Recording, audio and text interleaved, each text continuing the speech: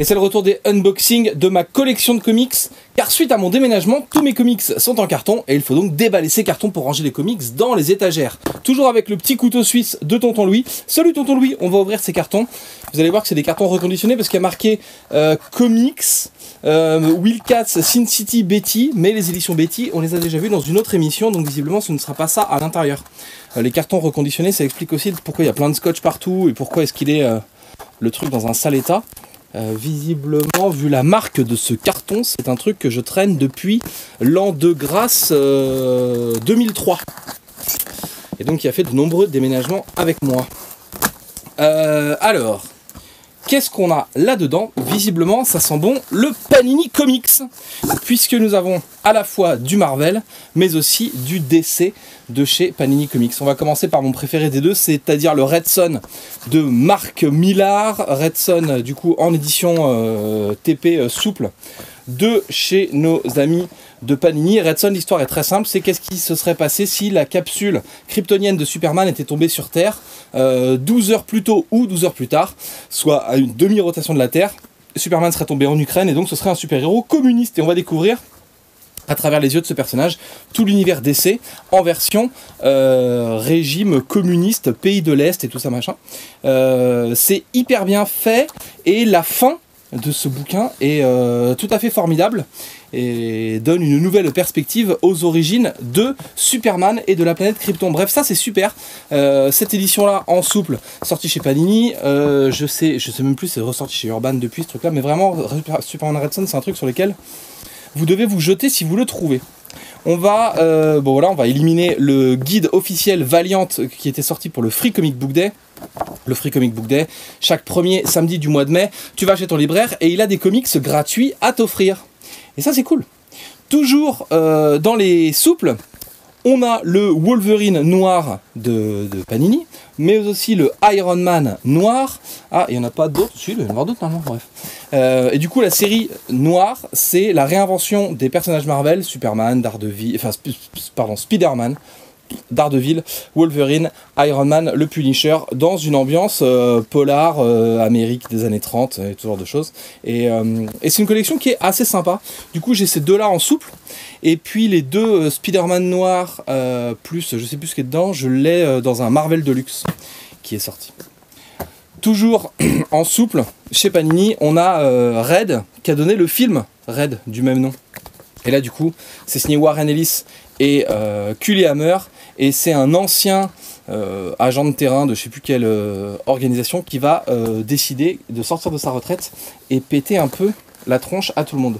Et ça se lit en 10 minutes. Pardon, c'est hyper bien. Et je ne crois pas que ça ait été réédité depuis ce souple de Panini. On a aussi Dream War. Alors il faut savoir qu'avant les New 52, les univers Wildstorm et DC étaient des univers séparés. Et donc, faire se rencontrer Grifter et Batman, ou Midnighter et Wonder Woman, ou Zealot et Superman, ça n'apparaissait pas comme quelque chose d'évident. Et donc là, Dream War, c'est la fusion de ces deux univers. C'est une expérience de rencontre entre les personnages de l'univers Wildstorm, que j'aime tout particulièrement, et les personnages de l'univers DC avant les New 52. Et donc ça donne un TP, une histoire en one-shot qui est plutôt sympa, qui n'a pas été réédité depuis. Et toujours dans les trucs pas réédités, on a Hero Worship, sorti encore une fois en souple chez Panini, qui est un truc indépendant. Je sais même pas quel univers de comics c'est. On va regarder ça dans les copyrights. Mais Avatar Press, donc voilà, c'est une BD d'Avatar Press. Et c'est une nouvelle façon de voir l'héroïsme, parce que ce super-héros, peut-être qu'il n'est pas aussi clean que ce que vous pensiez. Et de toute façon, ça ne sert à rien d'en parler, puisque vous ne le trouverez pas. On a le Scarlet de Bendis et Maleev. Alors ça, c'est hyper bien, c'est une histoire de révolution. C'est une nana qui va se rebeller contre la société et lancer une sorte de révolution. C'est dessiné donc par Maleev, c'est écrit par Bendis. Donc, eh bien, les détesteurs détesteront. Ça a toutes les qualités et les défauts de ces deux artistes. Et franchement, ça c'est hyper bien. Le seul défaut qu'on peut trouver à la série, c'est que c'est le tome 1. Et que jusqu'à présent, on n'a pas connu la suite. Et que maintenant que Bendis est parti chez chez DC Comics, peut-être que la suite va se faire attendre quelques temps. Et puis la suite de Alias, la première série de Jessica Jones avec Jessica Jones The Pulse. C'est un bouquin un peu plus gros du coup, encore une fois sorti chez Panini, et qui vient entre la première série Alias et la série Alias publiée actuellement par les magasins Panini Comics. Voilà. Et du coup c'est sympa sans plus. C'est bien, mais c'est moins bien que la première série. En fait. On va s'attaquer au format rigide de tout ça. Je vois que dans le fond il y a du comic box, il y a plein de choses. On a donc Avengers la rage d'Ultron, donc qui est un format rigide un peu plus grand. Comparons. Tac. Donc tu vois que ça dépasse sur les côtés et que ça dépasse aussi en bas. C'est donc que ce format rigide est un peu plus grand que le format souple. Et du coup, la rage d'Ultron, c'est assez cool. Et ça confronte Hank Pym à ses problèmes de paternité, puisqu'il est techniquement le père de l'intelligence artificielle, qui est devenu Ultron par la suite. C'est dessiné par Jérôme Opeña. Et sans être l'histoire du siècle, c'est assez cool. On a le Daredevil Phaser de Joe Quesada, sur lequel j'ai déjà eu l'occasion de m'exprimer dans notre podcast audio, le top des comics qui n'a pas de nom, celui dans lequel avec Mister Yanda et Rétrophile, nous classions, nous tentions d'établir le top 100 des meilleurs comics Marvel ou DC. Tout ça c'est en podcast, ça se retrouve sur le site lescomics.fr. Nous avons le Silver Surfer de Stan Lee et Moebius qui passe hyper bien. Ah ben il y a une carte qui casse là-dedans. Le Silver Surfer qui passe hyper bien l'épreuve du temps, qui est une BD que j'ai aussi dans une autre édition en souple. J'étais hyper content de la revoir en dur. Et en fait, qui est l'incursion de Moebius dans l'univers Marvel, qui parle des messies, de qui sont nos guides, du pouvoir qu'on leur donne. Tout ça, ça vieillit hyper bien. Et puis surtout, qui est une BD historiquement importante parce qu'elle a fait comprendre aux auteurs européens qu'ils pouvaient aller faire des comics et que ce n'était pas que des trucs pour enfants et réservés aux seuls artistes américains. S'il y a beaucoup d'auteurs français puis européens qui se sont mis à faire des comics, c'est en partie aussi grâce à cette BD de Moebius. On a donc le X-Force Sexe et Violence qui a la grande qualité d'être dessiné par Gabriele Dell'Otto. Il faudrait que je le relise ce truc là, je l'ai lu à l'époque et ça ne m'avait pas laissé un souvenir impérissable. Et le titre complètement putaclic d'écrire du sexe et de la violence sur la couverture d'un comics, j'avais trouvé ça un peu limite, d'autant que c'est passablement mensonger. Mais il y a bien du sexe et de la violence, mais c'est pas ce qui fait l'essence du titre en fait. Qu'est-ce qu'on a toujours dans les formats rigides tel que édité par Panini? On a le Infinite City de Superman, qui est une histoire dessinée par Carlos Meglia, dont j'ai déjà parlé quand on a parlé de Humberto Ramos, puisque c'était une sorte d'acolyte d'Humberto Ramos, et puis on a découvert ces BD Cyber Six la semaine dernière, si je ne dis pas de bêtises, et c'est un artiste voilà, que j'aime tout particulièrement, et dont on ne verra plus trop de production, puisqu'il nous a quittés, Carlos Meglia. Donc voilà, si vous arrivez à mettre la main dessus, eh bien bon courage. Ça doit se trouver en occasion, hein, mais ça n'a pas été réédité pour l'instant par Urban. En revanche, on a le Superman Lex Luthor de Brian Azzarello et Lee Bermejo, toujours en édition rigide de Panini, et parce que Panini a fait pas mal de DC Comics, contrairement à ce que tu pouvais croire. Et là, c'est une histoire centrée sur la personnalité de l'antagoniste principal de notre ami Superman, à savoir Lex Luthor. Et ça, c'est hyper bien. Un peu comme il y a deux sagas comme ça, il y a Joker et Lex Luthor, et les deux sont hyper bien. On essaye de faire en sorte qu'il nous fasse quelque chose sur Sinistro, mais de la vœu même de Lee Bermejo, il considère que Sinistro est un personnage de merde. C'est ce qu'il nous a dit en tout cas en interview. Le Family Business de Spider-Man, toujours dans cette édition. Ça, c'est un truc que j'ai acheté 2 cases parce que j'y croyais pas trop. C'est une retcon, ça invente un personnage proche de Peter Parker qu'on ne connaissait pas et qui serait dans son cercle familial. Je vais pas vous spoiler l'histoire. C'est pas mal, mais ça implique des éléments qu'on n'utilise pas vraiment depuis. Donc finalement, c'était une retcon pour introduire des nouveaux trucs et ça n'est pas vraiment exploité. Donc c'est con. Parce que c'est signé Mark Waid et dessiné par Dell'Otto, évidemment. Qu'est-ce qu'on a On va continuer dans les durs de Panini et puis après on a du Glénat qui arrive ensuite. Donc dans nos formats rigides de Panini, nous avons le Batman L'île. Pardon, je suis un peu malade. L'île de Monsieur Mayou. Et du coup voilà, c'est dessiné par G.H. William III. Ça fait partie des épisodes qui s'insèrent dans les rééditions Grant Morrison présente Batman qui ont été faites chez Urban Comics, parce que ça reprend des trucs de Batman Incorporated. Après, de quoi ça parle en profondeur, je ne saurais pas vous le redire. On a le crossover Deathblow Batman, encore une fois de Brian Azzarello et Lee Bermejo. Là du coup c'est un crossover entre un personnage Willstorm qui s'appelle Deathblow, qui est une sorte de baroudeur militaire, et Batman. De mémoire, c'est dans ce crossover où les deux personnages en fait ne se croisent jamais, c'est-à-dire qu'ils font une enquête et qu'ils sont finalement sur les traces l'un de l'autre. Je crois que c'est ce truc là, mais il y a eu d'autres crossovers entre les deux univers, et donc je peux me tromper, mais il me semble que c'est dans ce truc là. Et donc du coup ça c'est pareil, ça mériterait d'être réédité, c'était pas mal. On a le Batman secret. Toujours, on est toujours dans les formats durs de Panini. Batman secret, c'est une histoire de Batman dessinée par Sam Kiss, qui était l'auteur qui faisait la série The Max chez Image Comics, qui a un style un peu foufou et particulier, comme vous pouvez le constater sous vos yeux ébahis. Et puis on va avoir le Batman Lobo, toujours de Sam Kiss, mais également le Qu'est-il arrivé au Chevalier Noir de Neil Gaiman et Adam Kubert dans ses collections rigides de Panini. Adam Kubert, vous le connaissez, c'est un peu plus tradi que ce que fait Sam Kiss, surtout quand il est confronté à des personnages avec lesquels il peut s'éclater,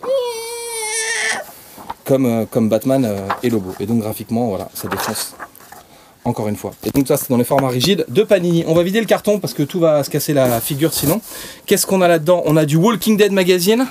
On a du Comic Box, le magazine des comics, de la référence. Tout ça qui nous a tous donné envie de lire des comics. On a un numéro de cinématiseur qui a un peu morflé pendant le déménagement, j'ai l'impression. Et puis on a les productions de Glénat Comics avec des titres comme Rumble, mais également comme Infinite Loop. Et là, vous constatez que ce carton est maintenant vide. Alors, The Infinite Loop, c'est la série française de deux Français, Elsa Chartier et Pierrick Collinet, et ça raconte l'histoire d'amour à travers le temps de deux filles qui n'auraient pas dû se rencontrer, puisque elle, en fait, est une chasseuse d'anomalies qui sont déclenchées par des voyages temporels un peu trop récurrents, et du coup une de ces anomalies va se manifester sous la forme d'une jeune fille dont elle va immédiatement tomber amoureuse.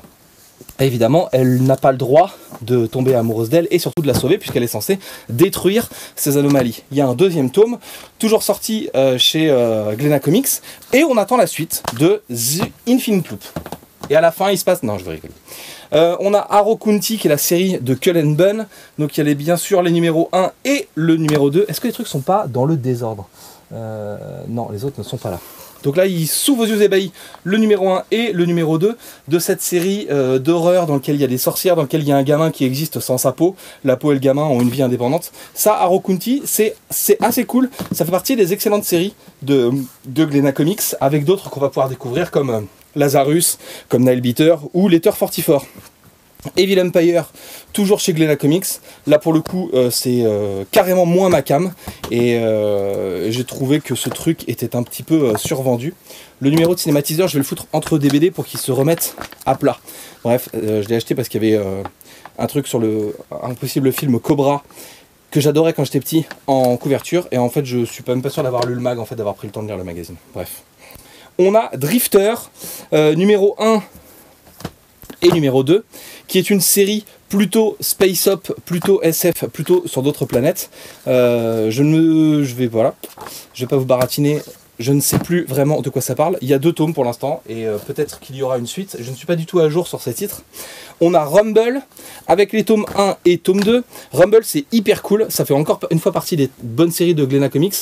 L'idée c'est cette sorte d'épouvantail qui va rentrer dans un bar et poutrer un type, et puis le barman va se retrouver engagé dans une course pour sauver sa vie avec cet épouvantail qui est en fait un guerrier maudit, et donc il y a plein de créatures, de monstres et de trucs comme ça là-dedans, et ça c'est hyper bien, et ça défonce graphiquement. Donc Rumble, c'est plutôt quelque chose que je vous conseille chez Glénat Comics.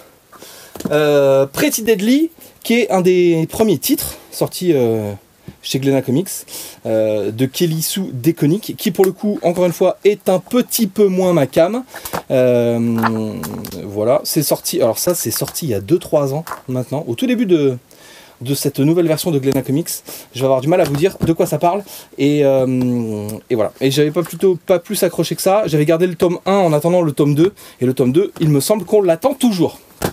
En revanche, dans le haut du panier de Glénat Comics, on a Lazarus, pour lequel je peux vous présenter le tome 1, mais aussi le tome 2 et également le tome 3.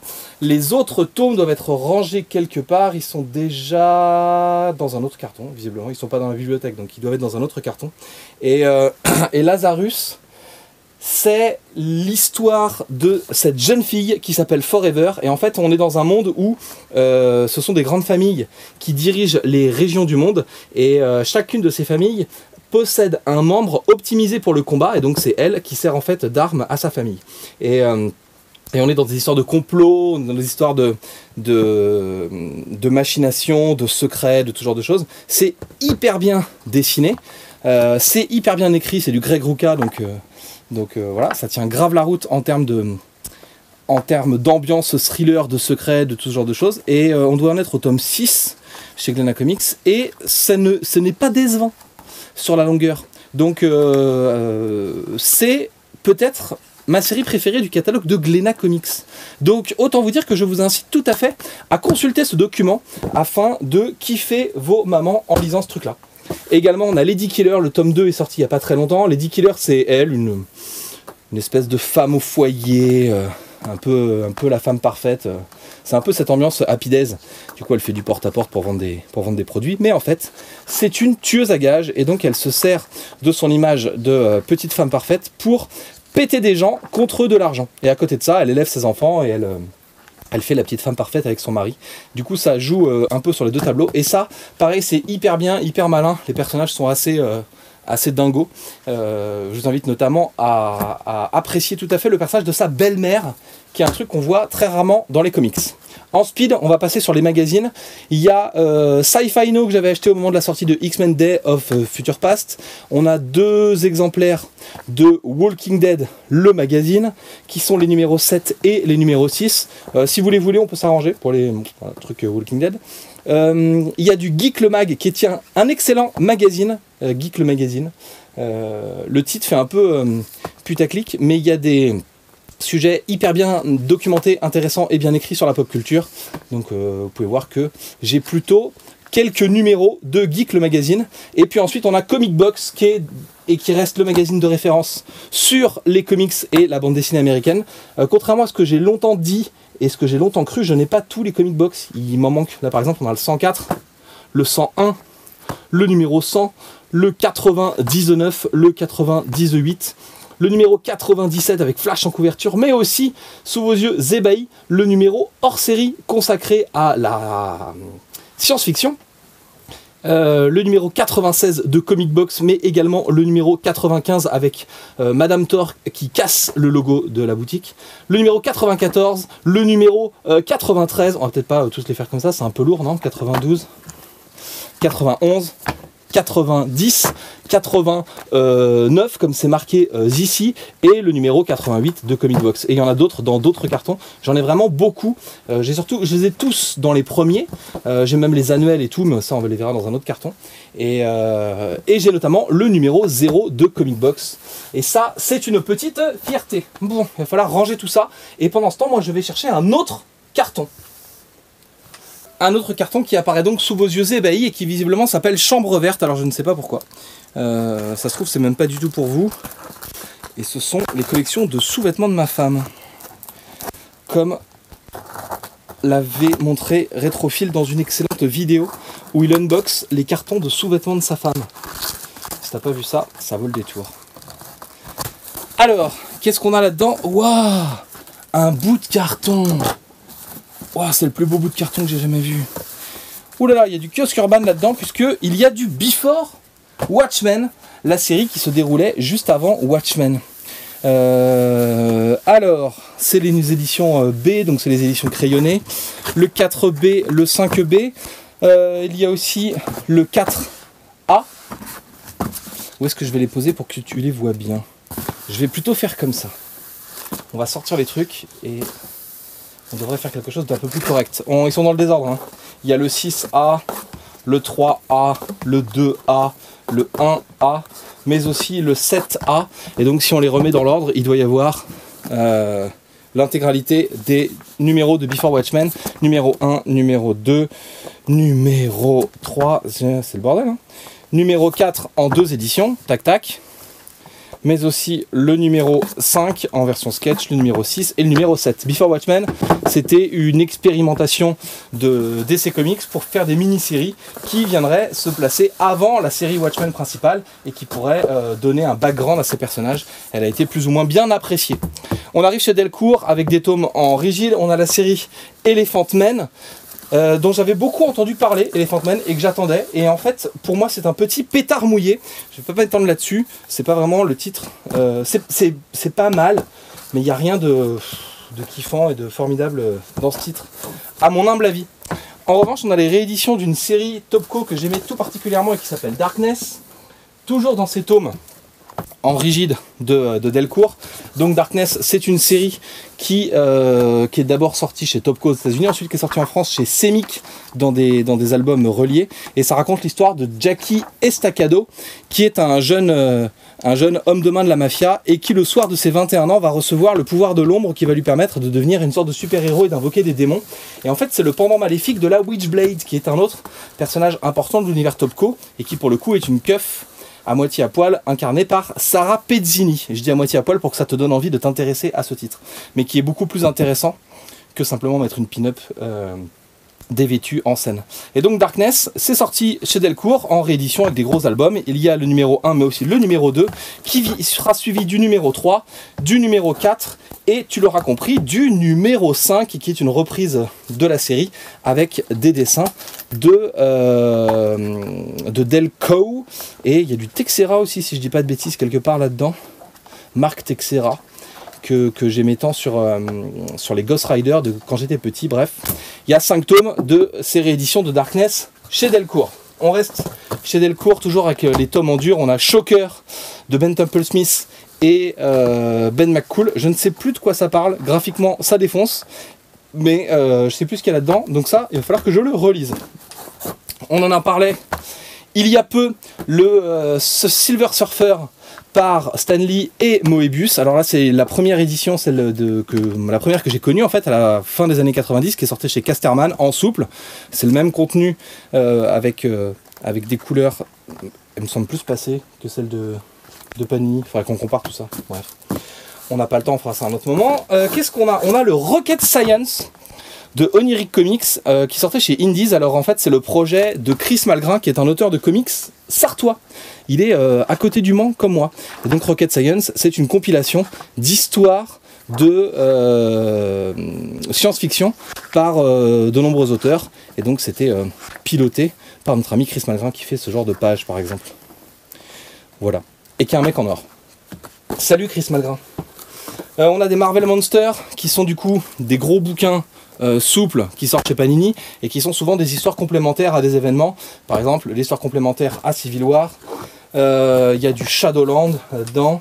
Et puis c'est à peu près tout, puisque dans la suite c'est plutôt des kiosques qu'on va retrouver avec le Avengers hors série 2 qui met en scène Captain America et la Veuve Noire visiblement. Ça fait partie des trucs de numérotation, je ne saurais plus où les replacer. Les numérotations Avengers, X-Men et tout qui rebootent tout le temps, franchement ça me fatigue. On continue avec du coup les kiosques Panini, puisque nous avons les Avengers versus X-Men qui, contrairement à ce que tu penses, n'est pas un bon crossover. Il faut arrêter de dire ça. Donc j'ai les 6 kiosques plus le numéro 0, plus après des histoires parallèles de cet univers. Il faut arrêter avec AVX, ce n'est pas intéressant, ce n'est pas bien écrit, ce n'est pas bien dessiné.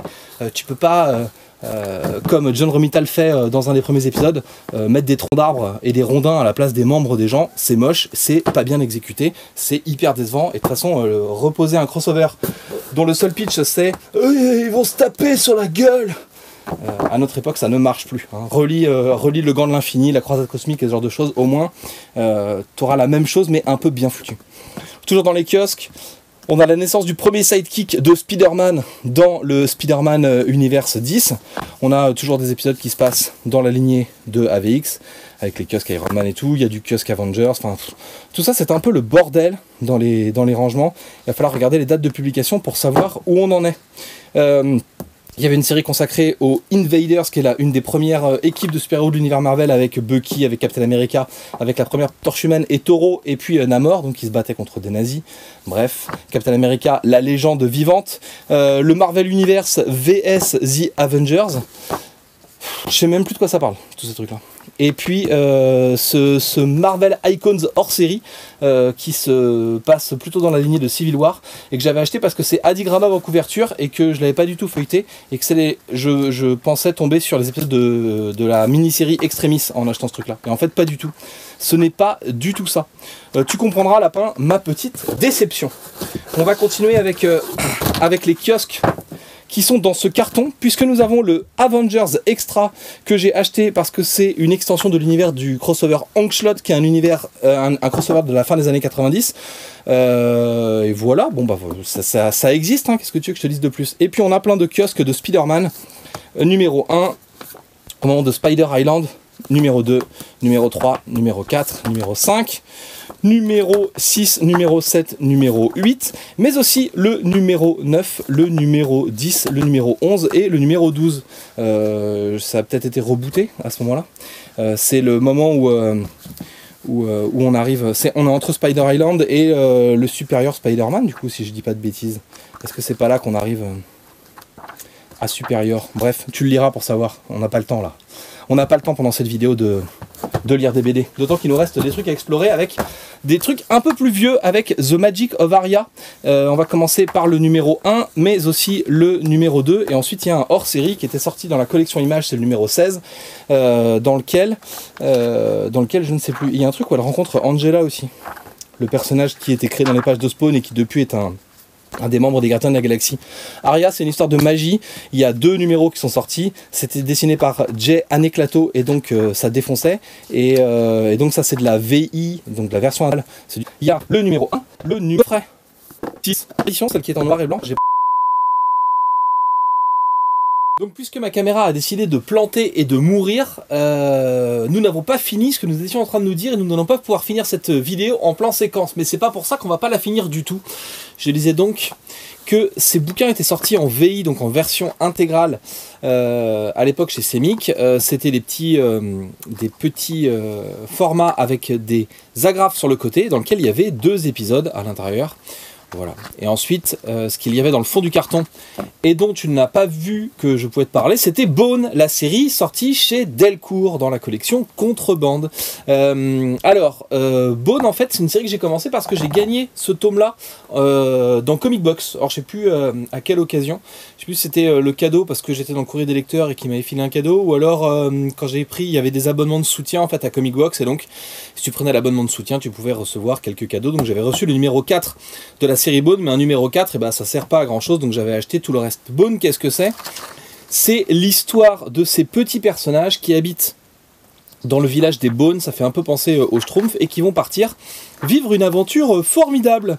Alors je sais plus ce que c'est ces créatures, est-ce que c'est... Ouais, c'est des rats-garous. Du coup, il y a toute une galerie de personnages, voilà, c'est une vraie histoire d'aventure, avec une jeune fille, avec une grand-mère mal élevée, avec un dragon qui fume, avec ces fameux rats-garous. Et ce qui est rigolo, c'est que c'est une histoire d'aventure, mais qui est pleine plutôt de bons sentiments. Il n'y a pas de gros mots, il n'y a pas vraiment de violence, il y a plutôt... c'est tourné comme un truc pour enfants, mais c'est hyper bien, ça tient hyper bien la route. C'est Jeff Smith qui signait ça. Et si je ne dis pas de bêtises, moi j'ai l'édition noir et blanc, mais il y a une édition colorisée qui est ressortie depuis. Et donc, dans ma collecte, en version noir et blanc, j'ai les numéros 1, le numéro 2, le numéro 3, évidemment le numéro 4. Là, on a un coffret dans lequel... Hop là, dans lequel on va trouver le numéro 5 de Bone, le numéro 6, le numéro 7, le numéro 8, le coffret, et ensuite on trouve les 3 derniers, le numéro 9, le 10 et le 11. Et alors qu'est-ce qu'il y a en dessous? après le 11, et ben il y a les hors-séries, puisqu'il y a Big Johnson Bone, j'arrive plus à parler, pardon, qui est du coup une aventure autour d'une sorte de chasseur de trésors qui est un des ancêtres d'un personnage de cette BD, et puis Rose, qui est l'aventure de jeunesse de Rose, qui est la vieille dame dans la vraie série. Donc pour être complet, il faut avoir à peu près tout ça. Voilà, c'est ce que je voulais vous dire avant que ma caméra décide de rendre l'âme malencontreusement. Donc ce que je vous propose, eh bien, c'est que on en reste là. Désolé, de toute façon, c'était un peu long là aujourd'hui. Du coup, cette émission, eh bien, il faut la partager, la commenter, tout ça. N'hésitez pas à m'envoyer des caméras pour remplacer la mienne qui est morte. Non, je plaisante. N'hésitez pas à partager cette émission, à commenter, à nous dire ce que vous pensez de ces comics, si vous les avez lus, si vous avez acheté des comics grâce à nous. Tout ça. Et puis, on essaie de se retrouver la semaine prochaine dans des conditions techniques qui seront peut-être différentes si la caméra est vraiment morte. Et du coup, la semaine prochaine, ce sera le même jour, à la même heure, sur la même chaîne YouTube, pour la suite des unboxings de ma collection de comics. Salut!